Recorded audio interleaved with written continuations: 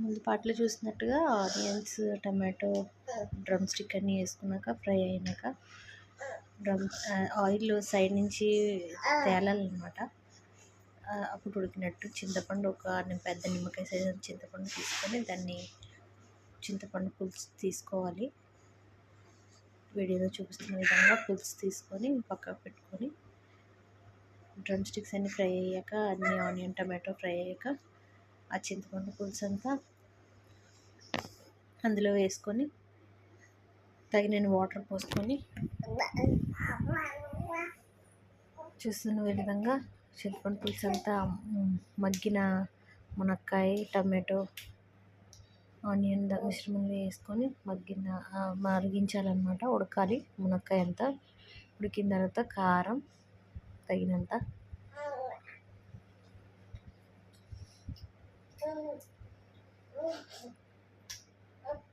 Already first వీటిలోనే salt వేసాము, ఇప్పుడు కారం వేసుకున్నాము. పసుపు సాల్ట్ ముందు వేసాము ఆనియన్స్ మంచిగా ఫ్రై అవ్వడానికి.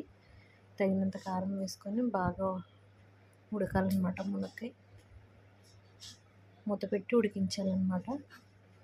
బాగా ఉడికిన తర్వాత మూత తీసి ముందు బాయిల్ చేసి ఫ్రై చేసి పెట్టుకున్న ఎగ్స్ అన్నీ ఒక్కొక్కటిగా వేసుకొని చక్కగా పులుసు అంతా ఎగ్స్కి పట్టేలాగా ఫ్రై చేసుకోవాలి.